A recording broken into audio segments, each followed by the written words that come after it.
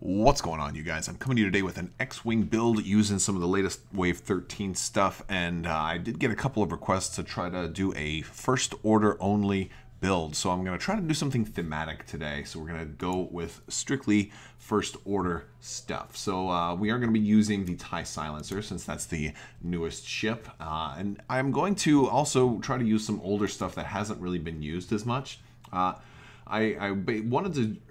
Basically, my attention was drawn back to an oldie but a goodie Omega Ace. Now, Omega Ace has the ability that if you spend a focus and a target lock when you're attacking, you can change all of your results to critical results, which is great, except for that he's only a 2-attack ship, so he requires an awful lot of setup to actually get anything out of him. Pretty much, for him to really count, you have to be at range 1, and the defender has to not have many shields left, and you also have had to have had a target lock and a focus, and at only pilot skill 7, it's not always the easiest thing for him to get.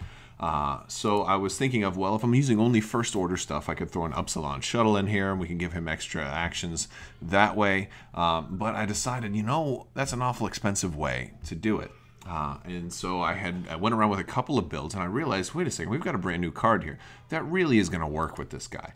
So I decided to put advanced optics on this guy. So now he can take his focus early, and now he doesn't necessarily have to worry about target lock and focus at the same time because he only has to have one action.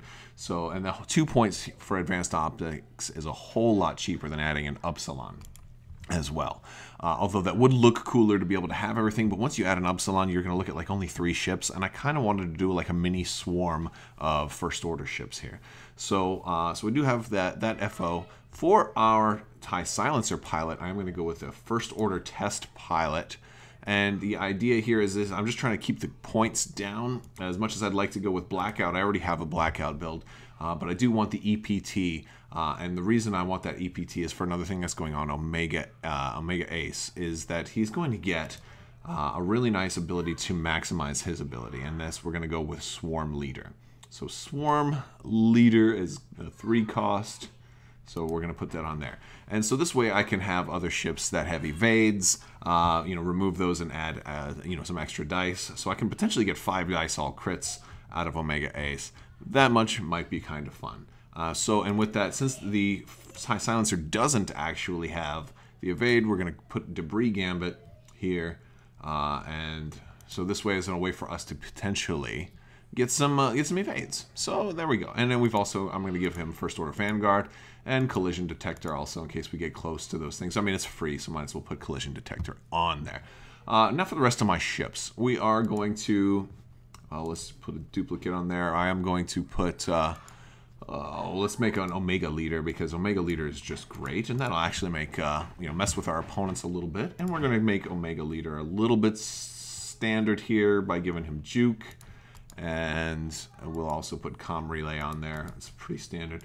And we're going to also just put a regular TIE FO, just completely blank, and that gives us a 1-point bid. So now we've got 4 ships, which isn't exactly swarmy, but it's not exactly too light either. I do have a nice blocker in there at PS1. And then I've got PS8, PS7, and PS6. So I've got a little bit of pilot skill. We got some abilities to mess with people. We've got some real firepower that we can potentially work with Omega Ace, and a really strong ship here with a TIE Silencer.